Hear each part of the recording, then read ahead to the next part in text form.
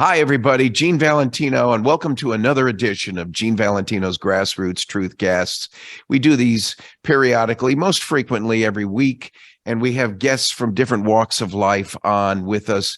Today's guest is a Mr. Craig Fuller. Craig Fuller is the founder and CEO of Freightways. He is going to explain what Freightways is all about, but something I think you, especially you aviators, will know more of is his ownership and publisher of Flying Magazine. Welcome, Craig, to our show, GrassRoots TruthCast. Excited to be here, Gene. Thanks for having me. We've talked briefly. I spotted your Sporties interview a month or so ago, and you were expounding on so many interesting things in aviation. I said to myself, I've got to meet this guy. And today's genre of how we live and work and play has been made so much more convenient for all of us just through Zoom and Zoom-like products alone, where we get a chance to meet people face to face from afar and swap notes and collaborate. And that's the purpose of today's show, folks. We intend to collaborate. Greg has as much opportunity to ask me questions as I will of him. Our goal is to just explore aviation as a primary factor. But why don't you start, Greg, with how Freightways fits into your aviation world? Yeah, so Freightways is often called the Bloomberg of freight. So what that means is that what Bloomberg does in the financial economy in terms of helping track and provide data to hedge funds and traders that are involved in moving money around the global economy, we do in the physical goods economy. So this is focused on how does freight and cargo move, regardless of mode. So trucking, rail, ocean, barges, pipelines, that's really our domain. And we're looking at the global economy in a near real-time basis. So we take in data within 24 hours and basically see the economy in a near real-time basis. And so we know what's moving, what's not moving, whether the economy is improving or whether it's not improving or getting worse. And we're seeing basically real-time activity. So our business is basically providing market intelligence to companies that are in the physical goods economy. So this could be a retailer like an Amazon or a big box retailer like a Walmart. It could be a company that's involved in manufacturing. It could be a company that's involved in distribution. And so really any company that's in the physical goods economy, which 40% of the economy around the world is, we become the market intelligence information for them. And so part of the business, and the reason we compare it to Bloomberg is part of it is a data product, which is subscription-based. And then the other part of our business is media. And so we have 50 full-time journalists around the world that are providing content and context to what's happening around the physical goods economy. And that sounds like a really weird niche. My wife, before COVID, told me not to talk about supply chain because nobody cared. During COVID, I became really popular because all of a sudden people are like, why are ships off the coast of California? And why is the Suez Canal being shut down really matter to me? And so it's interesting because supply chains became very important, but we have journalists that provide that content. And if you're a decision maker and having to respond to an event that's happened somewhere in the world that's going to potentially disrupt your supply chain. So maybe it's there's a strike at an airport or a riot somewhere at a train station or a potential economic issue or just a trade policy dispute between two major superpowers. Those things impact you. So when you're running a supply chain for Ford Motor Company and the CEO is calling you saying, how does this potential shutdown of the Mexican border going to impact our auto parts business or our potential manufacturing business? You need answers. And so companies come to us and depend on us for that information. You must have been very involved in the West Coast, San Diego, Los Angeles, San Francisco data points that were blocking the supply chain network going back during COVID, were you not? Yeah, we were very early on those stories and no one was really paying attention to a lot of the sort of impacts of what COVID would do to the supply chain. Back in April of 2020, we were the first. I think Bloomberg called me the most bullish guy in America because we kept talking about there was going to be an aggressive V-shaped recovery. And this was, April 2020. So it was a period of time where we were very bullish, but we also warned as early as the summer of that year that this would have a profound impact as the economy resurged and everything came back on board, that it would have a profound impact and would basically create congestion issues, which we've all seen. And now in the past, 9 months, we've been forewarning of an imminent recession that really started to take place in March 2022, last March, where there was recessionary elements in the economy that were starting to become obvious. And now we sort of see that play out. Do you see from the supply chain network, I understand you had prepared some videos, and the videos were more informative about the information per day that was going on as a result of the backlog and the shortage or stoppages. What were those videos being used for? Yeah, so we do 5 hours of live streaming content a day. And it's about 80,000 people around the world that tune into our content. So imagine if you're a trader in the stock market, you're probably going to tune into a stock market TV network for, have it on during the day as you do your job, because you want to, if an event comes up or a story that you're interested in for 5 minutes, you may tune into that and then sort of tune away from the content for the rest of the day. So you're on Fox Business or CNBC or Bloomberg TV. And so you're tuned into one of those networks. And so that's what people that are really, I do it as well. I tune in, I turn on CNBC every morning, watch the show throughout the day, and then I change between the networks. It's sort of my morning routine, my day routine. But one of the things that we do is we do the same thing, but we do things that are for folks that are focused on the supply chain. So supply chain's 40% of the global economy is logistics dependent industries. There's 8 million people in America that work in logistics. So it's one of the largest employers. And these individuals are responsible for basically moving goods, but they need real-time information. So, it could be a weather event that's happening. So we had meteorologists that are talking about the impact of a major weather event that's going to disrupt the airline industry and what that means over the holidays, as we saw this past month. It could be a new rule or law that's being discussed in places like California with AB 5, or perhaps a federal government change in regulations. Those things impact the way supply chains work, and they impact the way that we all buy and sell goods and deliver goods. And companies and individuals that are responsible for knowing need real-time information. Now, they're not trading stocks, but they are moving goods, and they need to know what's happening. And they don't, because the supply chain is it's real time. Things are moving in real time. You need to know what's happening right now on the ground, and that's what we do. And so that video content you discuss is 5 hours of live streaming content. We have a full-time production studio. We have 20 full-time staff, videographers, all of the $1 million worth of production equipment and pre and post. And then we have the former head of ESPN's international production that leads our production studio in Chattanooga. And again, it's just providing a live TV network, over-the-top streaming network for folks that are involved in supply chain that have to keep our economy moving. I could not think of a more important place to be as it pertains to the economy right now. The supply chain network, which was the cause of many other problems, including inflation and other just general increase in prices, is to me one of the culprits behind some of the inherent problems we're having in today's economy. And it seems you got your finger on the pulse of the information that could be that is being distributed worldwide. Do you see, so from that front row seat to the movie that you seem to have, do you have an insight as to where you see this economy going from a supply point of view?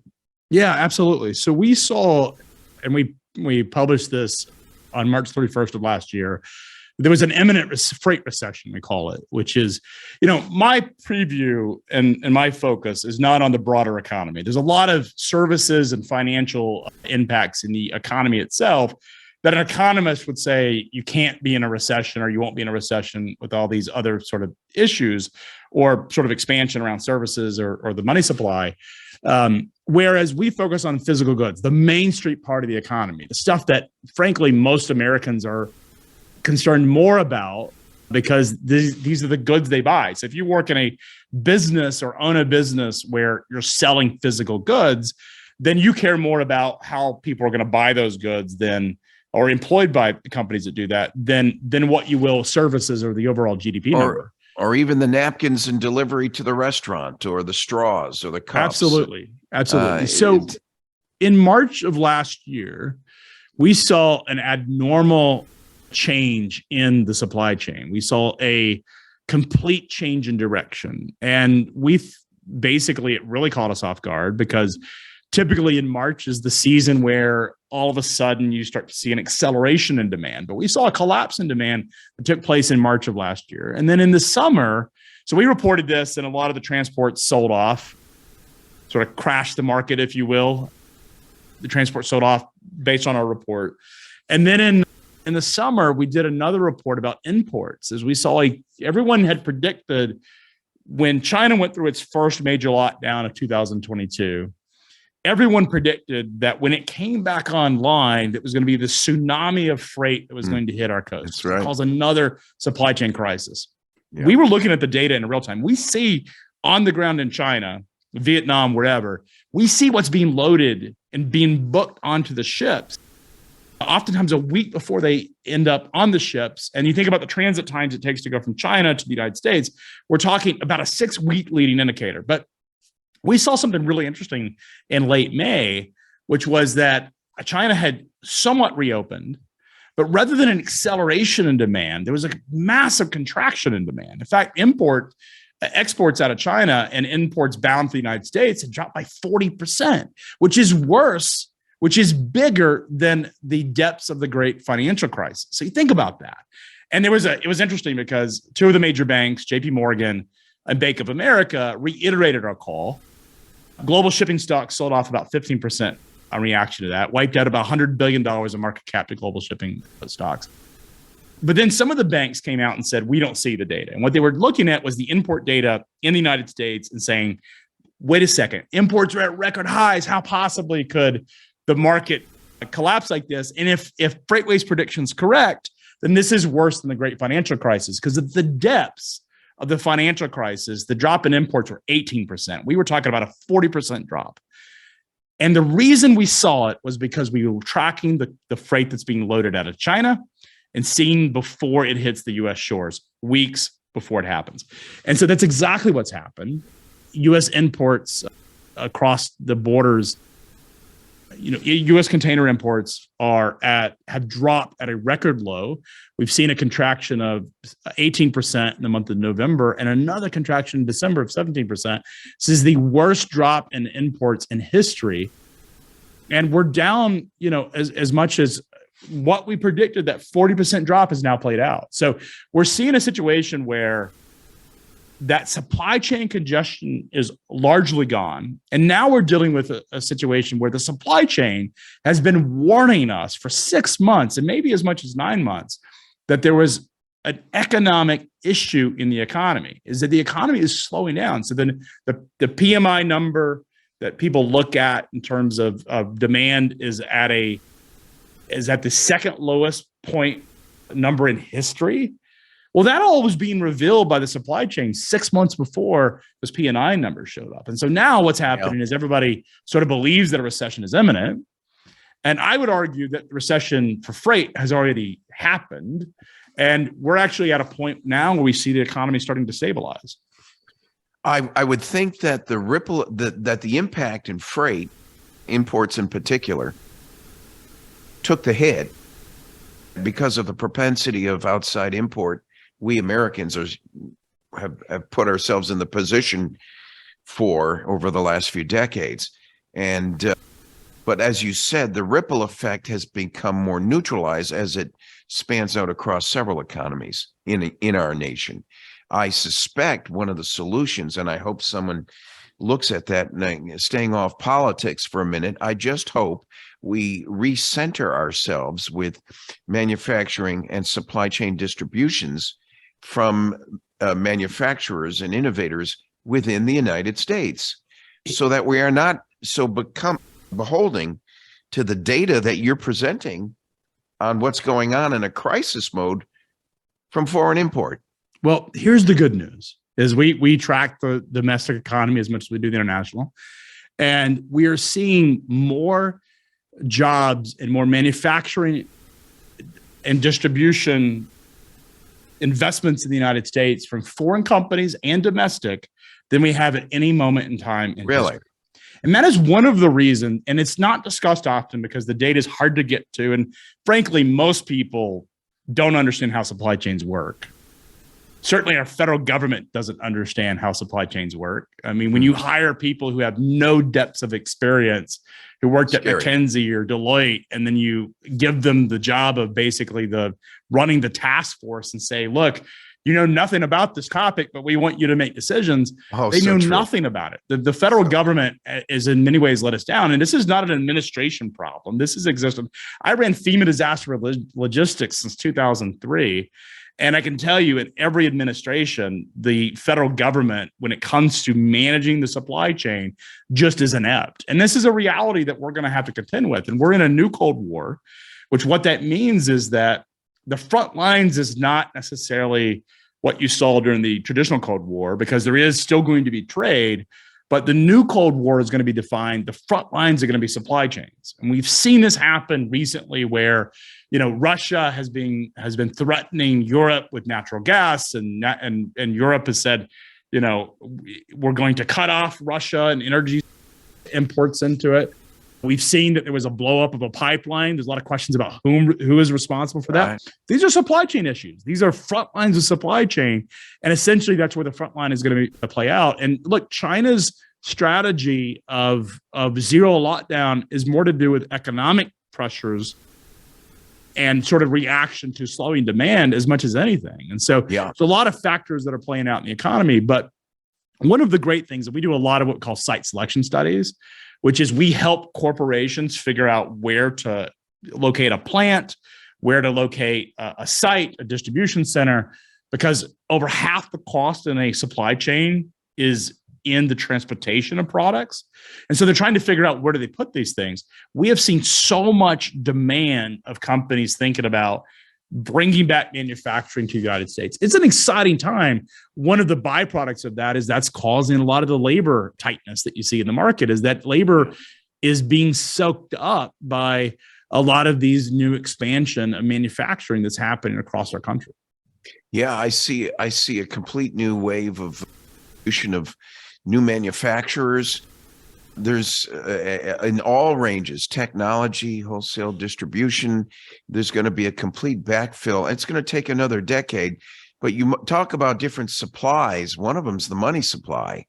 And I see China trying to reorient the world's culture in trying to convince them that there's another money supply other than the American dollar.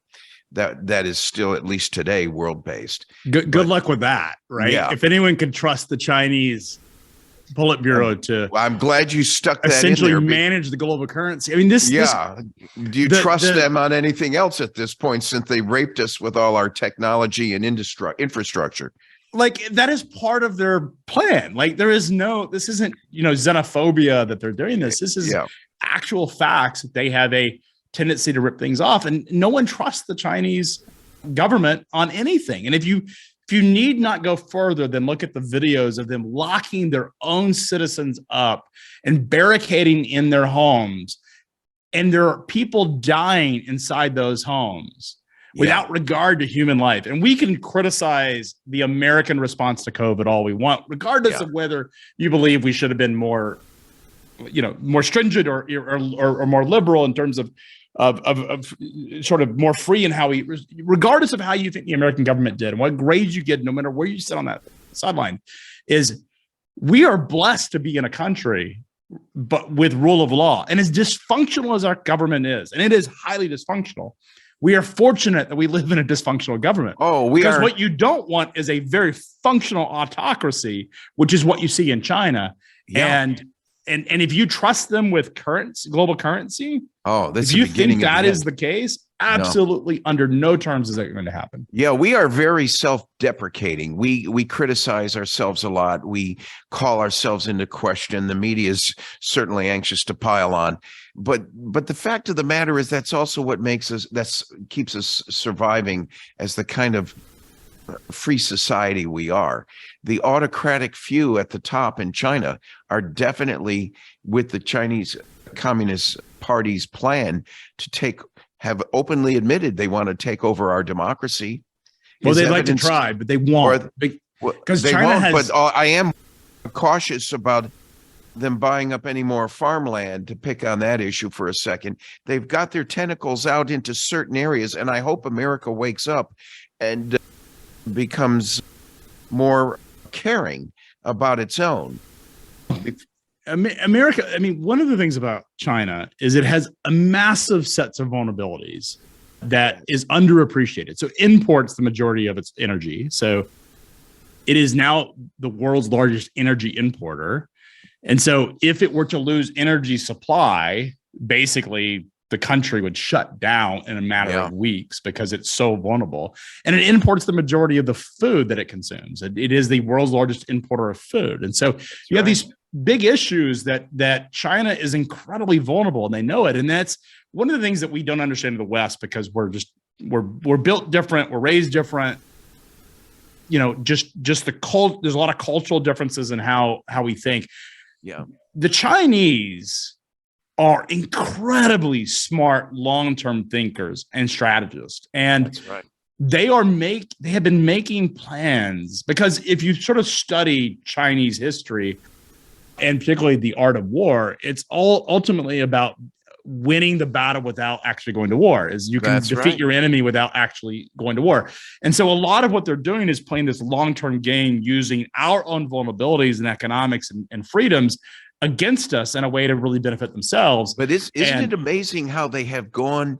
I mean, they've got a 100-year plan in place. We politicians go in, we're worried about 2 weeks, 2 months, 2 years, not necessarily 4 years. That's the fallacy of the democratic system. Like that is it is what is it? I think, was it Churchill that said it's the best, worst form of government or something? Like that's correct. It is so dysfunctional. And we sort of look at all of and I don't care what side of the aisle you're on, but it is one of the most dysfunctional things ever. But thank God it is, because absolutely, we should all relish in the fact that our government doesn't have as much power as some of these politicians would like.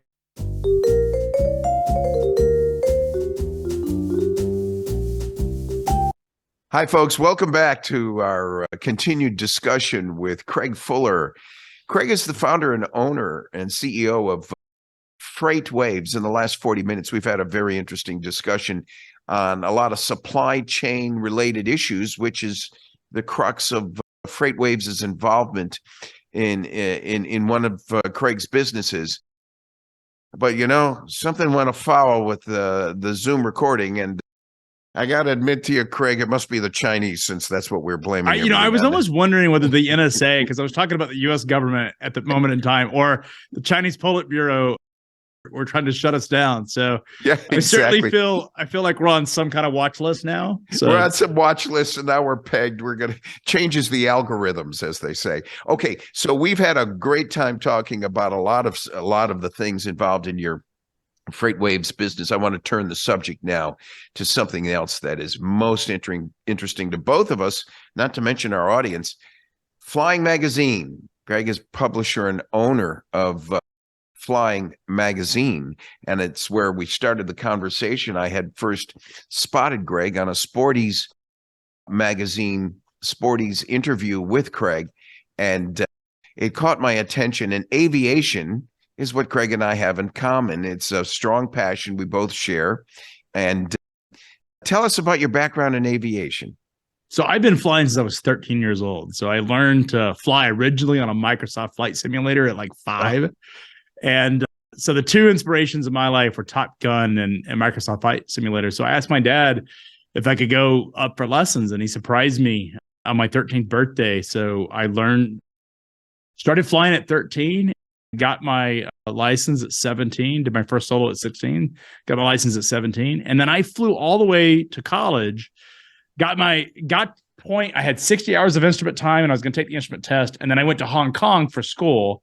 Oh, and I never picked it up. I had 200 hours, and for 20 years, I didn't pick it up. And after Freightways got to the point of not needing to raise capital, when you start a business and business gets to a point of scale, you start, as CEO, you start firing yourself from every job. And I got really bored. And I was trying, it's middle of COVID, I was trying to figure out what I wanted to do. And so I took back up with aviation. And I remember when I was looking, but I wanted to buy an airplane because, one of the things about flying is when you're flying and you're renting from, a flight school, you're sort of subject to getting on a calendar or a schedule, which is quite difficult with a successful flight school because they're always flying the airplanes. And the flight clubs, you just, depending on how good the flight clubs are, the types of airplanes you can fly is quite, it varies quite a lot. So I wanted to own something, and I ended up picking the Icon, which you and I share in common. It's a wonderful plane. I'd love to hear how you came across the Icon. But I also started reading a lot of the content, aviation content, and Flying Magazine. I grew up. I mean, it was in my day, I was a kid of the 90s. I was sort of coming of age when I was learning to fly. And it was, in my mind, it was cooler than Sports Illustrated when Michael Jordan was on the front. I mean, this was the magazine I waited for every single month to come in the mail. And I started to read a lot of the content, and maybe it's because I'm a media executive these days and I've become a lot more, I look at things a little different now that I run a business that's in the space than I would have otherwise. I just felt like flying had really lost a lot of the momentum and sort of what made it special. And so I decided one afternoon, I couldn't fly because the weather wasn't great. And I ended up reaching out to the owner of the magazine and asked if they would sell it to me. And he said, "Hey, it's not for sale, but I'm happy to speak with you." And, a couple months later, it became mine. So, and then things happen. Yeah. And I love it. And Gene, you fly the Icon. You're a huge fan of it. How did you get into the Icon? Well, it's an interesting story. I held several businesses in my life along the way, and I was growing so fast in the payment processing industry. I created my own version of PayPal back in 1999 when they thought it was a communist conspiracy to be using a credit card in a web-based environment. What are you, nuts? You're going to put your credit card on the web? Oh, and that was 1999. By the year 2000, I ended up creating Collector Solutions. The company, we got our first client was the local county tax collector. So I wrote the interface into her software, the tax collector software. And so she was proud to announce that she was the first tax collector in the state of Florida here to allow folks to pay their taxes online. And it caught on. Started going to the tax association meetings, and at the meetings I met so many different people and got other counties around the nation to come on board with payment processing, and then got a few contracts with the different states. My team was so slammed.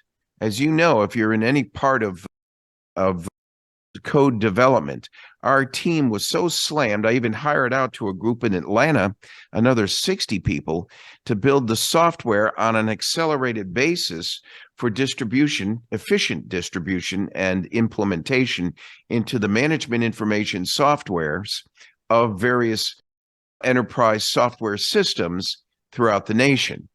And while that was going on, I said, I better take a powder and go find something else to do, because I'm going to have a mutiny on my hands if I don't do something with these poor folks and letting them lead a normal life. And it was a great opportunity. We paid well paid them all very well.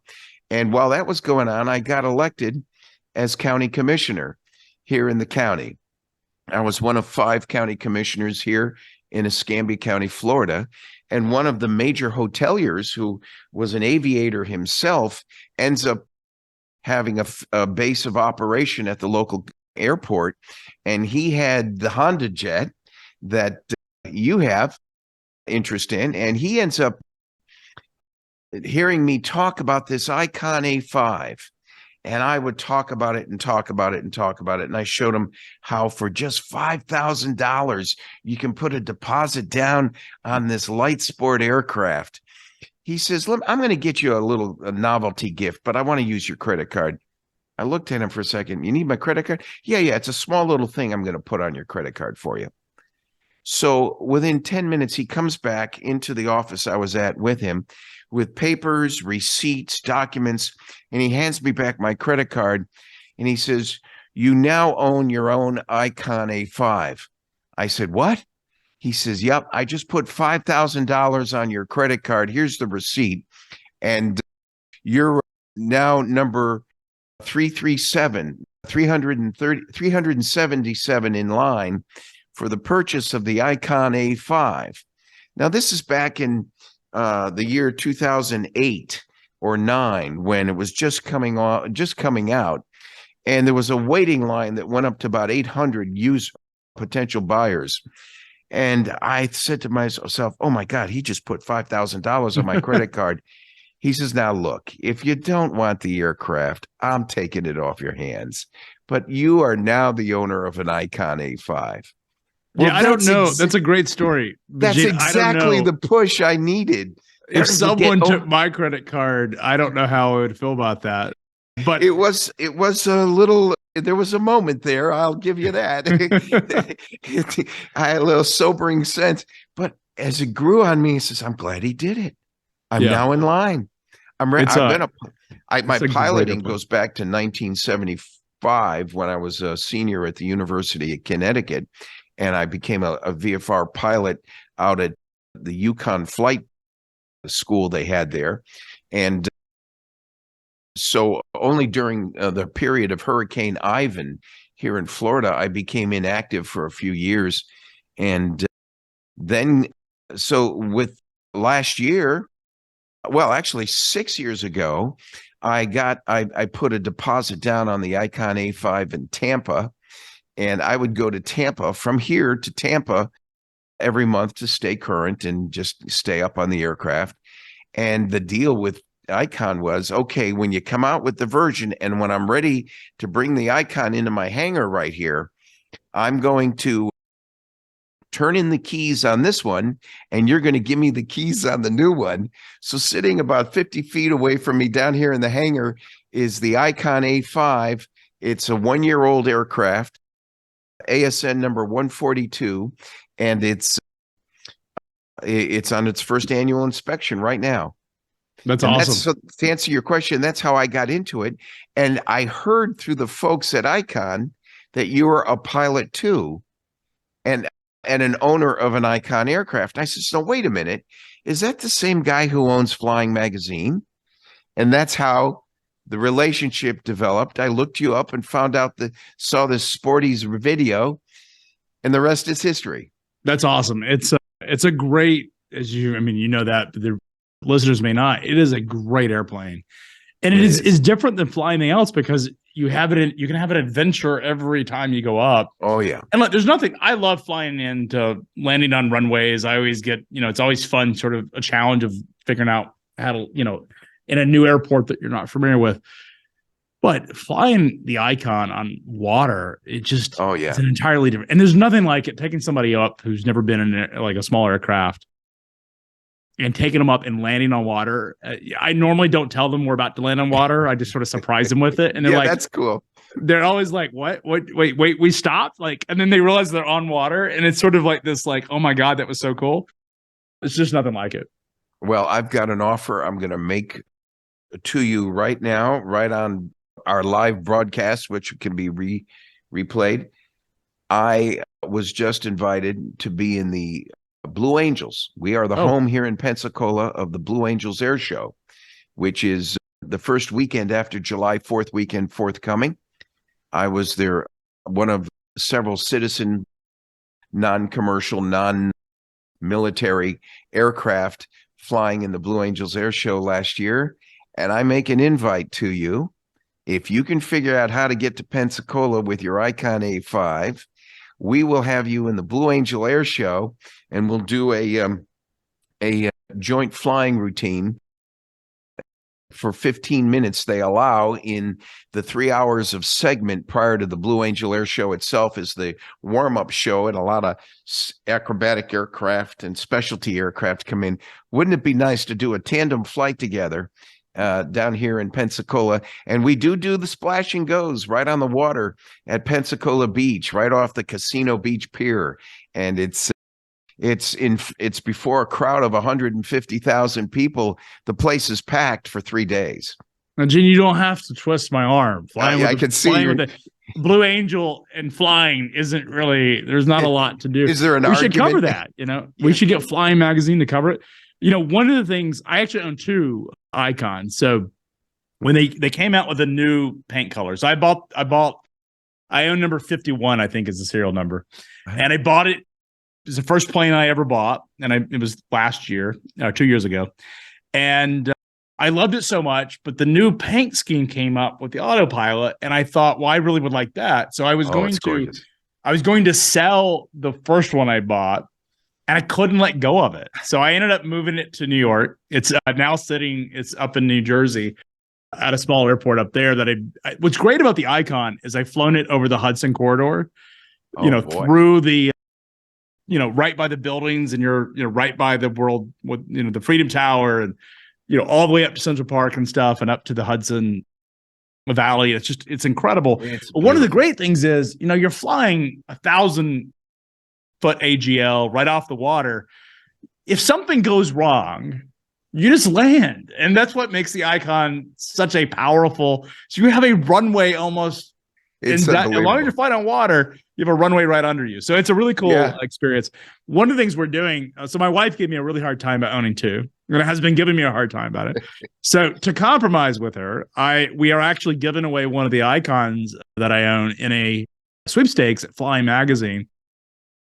So it's for a Flying that is a subscriber enrolled at the time that we do it, has the opportunity to win it. You can also, there's no purchase necessary. You can mail in to ask to be a part of the sweepstakes. But it's one of the nice things is that we're, for us, we're able to sort of share this experience. We're real excited to figure out where that goes. And it has been incredible. One of the things we've done, we have another airplane for folks that don't want to go through the seaplane training, because it is an intense training. It is not an aircraft. It's not a great utility aircraft in the sense that you can do long cross countries with it. Like it is an aircraft that's intended for fun and adventure. So we have another airplane we're giving away, a Technima Store, which I also own because my wife's giving me a hard time about all the airplanes I bought in the last year. So one of those planes will be given away. But one of the things that's really interesting about the sweepstakes that we found is that the Icon, so we have 2 aircraft. We have a Technam and we have an Icon. And what we found is that there's an entirely different audience that the Icon resonates with that was not a part of the traditional flying audience. So the Technam is very much in the core flying audience. But what we found with the Icon is that it's attracting an entirely different audience than we've historically had subscribers with. And a lot of it is folks that are into simulators. So the Icon is a featured aircraft in the Microsoft Flight Simulator. And it is, what's interesting about it is the folks that a lot of the sweepstakes entrants, the folks that are participating in that sweepstakes responding to that, tend to skew higher towards an audience of folks that are into things like simulators than our average audience. So it's been an interesting data point.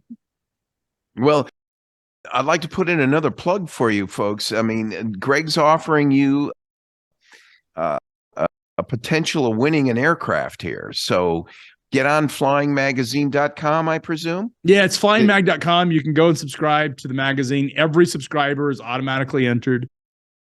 If you don't, we also offer $30,000 of training and insurance because the Icon, you want to get the training. And so we are providing the resources and the financial resources to help those to get the training. And they can do it, but they don't have to pick the Icon. If they're not comfortable with going through the seaplane, they can get the Technam. And so what I think is really cool about this is that, and I think just generally the Icon, not about the sweepstakes, but the Icon is that it has created this entirely new type of flying. And we see it not just with Icon, but a lot of the backcountry flying. Yeah. And I think it's the YouTube generation that's really changed this, the Instagram sort of environment where it's opened up an entirely different type of flying that isn't your Cessna 152 aviation. Yes. It is about activities. And I'm just so excited about what is happening on aviation, all of the innovation that's happening. all of the new types of aircraft. I think we're on the greatest renaissance to happen in history. I'm glad you for brought that aviation. up. Yeah, I'm glad you brought that up. The Renaissance, that there's a transition going on. I think it's a game changer in aviation. Some of the things you and I are learning, even in our IFR training, is becoming obsoleted by the technology that's sitting in your dashboard. It's turned out to be such a fun. It's always been fun, but it's more fun now. And for folks of you listening who really want to maybe tiptoe into aviation, Greg's touched on something that's very provocative. It's the light sport aircraft category. The FAA is taking a harder look at how they're going to certify, rate, classify a lot of things. The insurance industry is even doing a second look at it now, because it's not only safer, but it's the innovations are all new wave with the ballistic parachute built right in. Just think, you've got a $3 million aircraft, a Cirrus SF-50 jet that commutes 6 people. More of the long range stuff that utilitarian stuff you were mentioning. And the other extreme, the light sport aircraft, which is what the Icon A5 is, both have a Garmin G3X autopilot and navigation system along with the ballistic parachute. Can you imagine that? The ballistic parachute has never been used in the Icon I'm aware of, thank God. But as part of your training in Tampa, at least mine in Tampa, was the routine of putting your hand up on that tug and getting ready to pull that parachute as part of a procedure in training. It's an emergency procedure, of course. You better not be hitting a building or another aircraft, which would probably be one of the few times you'd need to use it. But to the seaplane landing, the rating for the seaplane rating itself down in South Florida was the biggest treat to me. You could get in there and landing on the calm waters, the choppy waters. You're definitely under 2 foot waves. You're not going to be in waves any deeper than that. And even at 2 feet, you're being very risky. But if you've got a ripple on the water, or that's the ideal situation. When I flew this past summer, July 4th weekend at the Blue Angel Air Show, the swells weren't that bad. We had rolling swells of a foot maybe, but relatively speaking, it was calm. Folks, we're talking with Greg Fuller, owner and founder of Freight Waves, but he's also the owner of Flying Magazine. Repitch that offer again, Craig. What's the deal if I subscribe to the magazine? Yeah, so if you're a subscriber to Flying Magazine, it's next year's Sun and Fun is when we will announce the winner. So through March 31st, 2024, if you're an active subscriber, you're automatically entered in the sweepstakes to win an Icon or a Technima Store. So the Icon A5 that we've talked a lot about, this great seaplane axe, you are actually automatically entered to win the Icon. Actually, one of the Icons that I own, that my wife has twisted my arm to sell it or give it away, we're doing that. So your wife needs to meet my wife. She's now didn't think she had any interest in flying. She's now helping me with some of the navigation on the Garmin G3X, and she's hooked on it. So that's awesome. So I've got my built-in co-pilot. So Gene, I'm glad you figured out how to get your wife. So one of the things, my wife, now we have young kids. We have 5 kids, 3 of them, I have 2 1-year-old twins and a 3-year-old. So the kids are young. So there is certainly a risk, as the risk in aviation is any activity. So my wife is always sort of cautious on how often she goes. She swore she would never fly with me. And then on my birthday, she came up with me. And now we're easing into it. So this past week, she wants to go to a baby shower in North Carolina.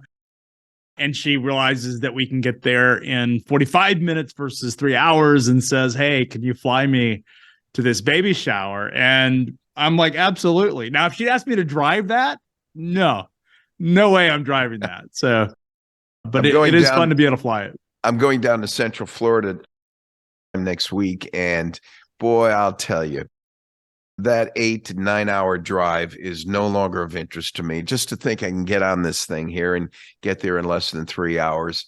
It's not a high speed aircraft. It's truing out at something under 110 miles an hour, but it's still faster and direct and immediate. And I think the world's moving in that direction.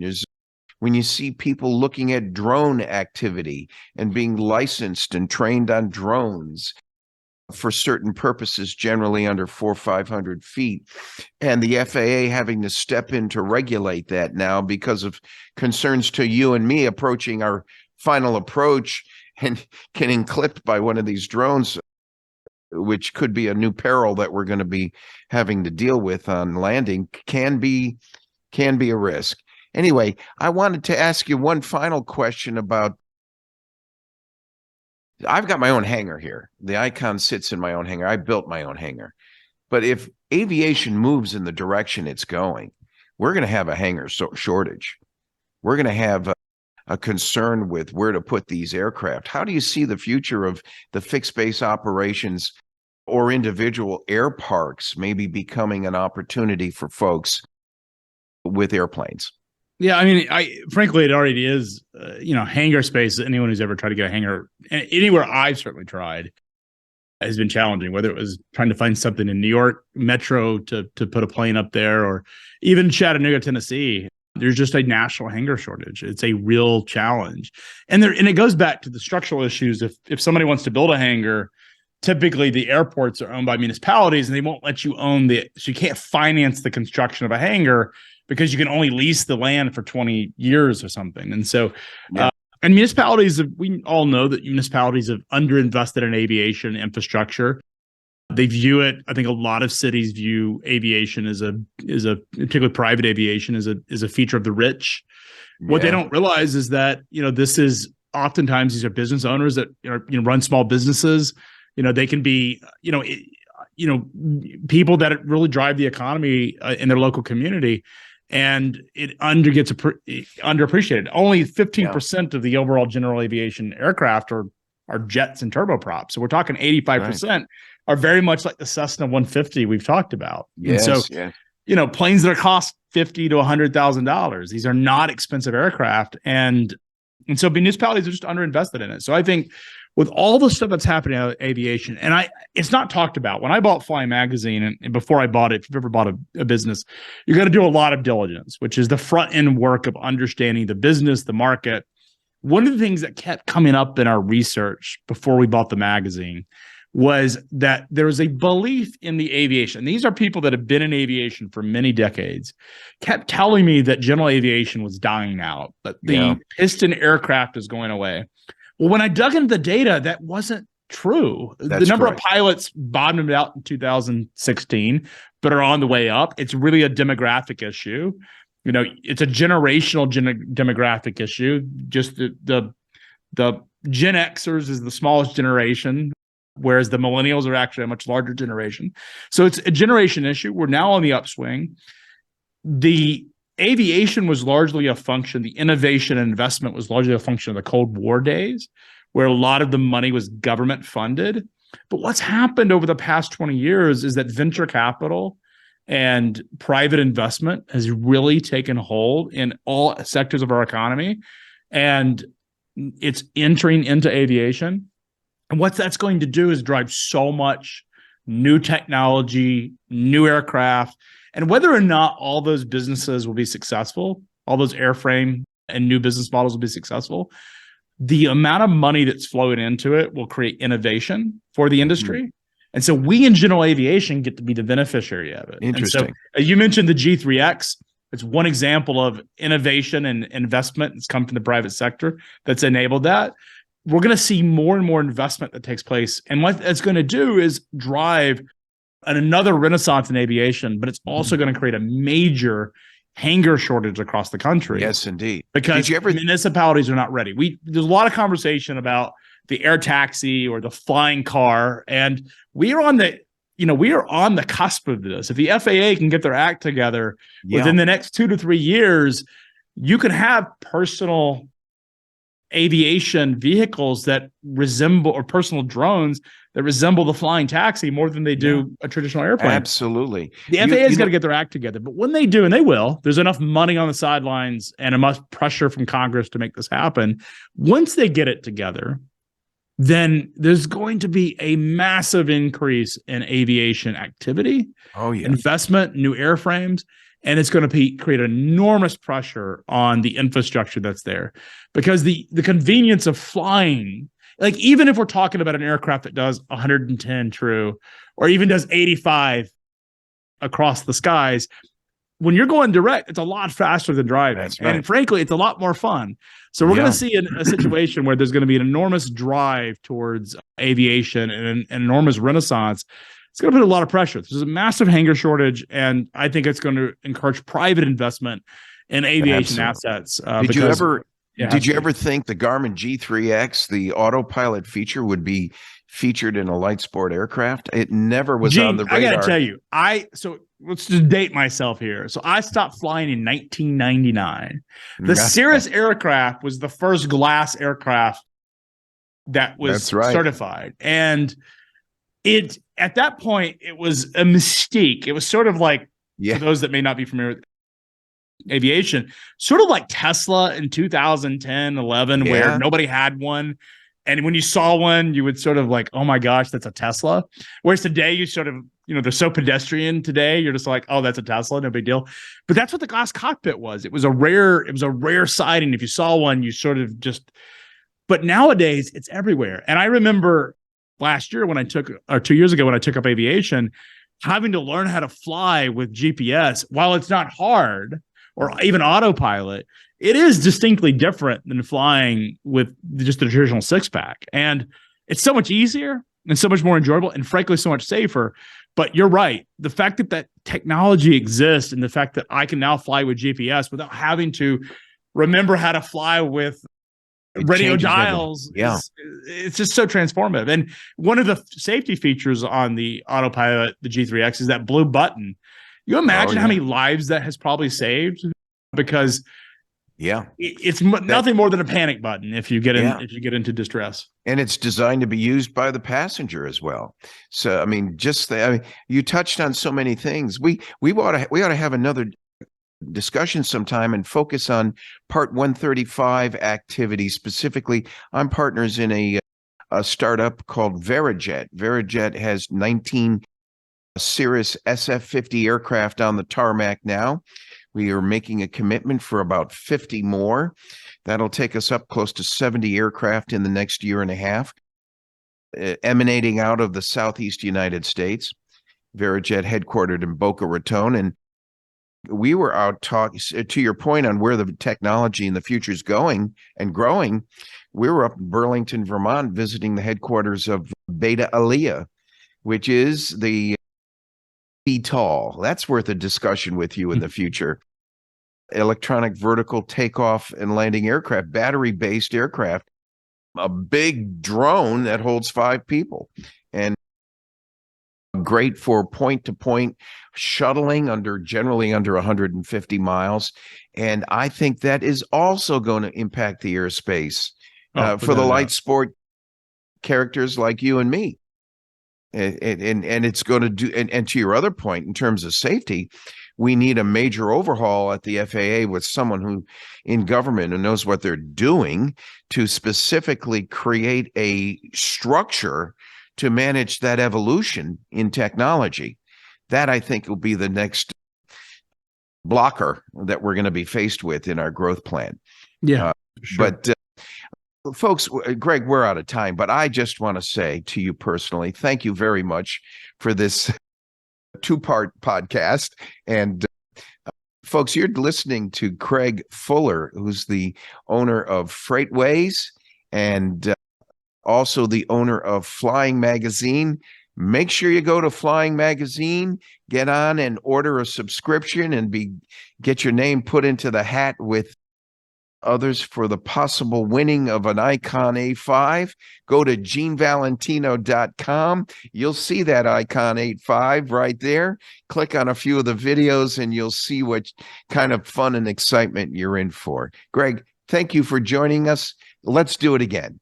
Gene, I'd love to. I'd love to talk about your aviation business with the VeriJet. So we got to do that. Let's make that the next chapter. Love it. Okay, folks, thank you for joining us for another edition of GrassRoots TruthCast. I'm Gene Valentino. See you again sometime soon. Take care now.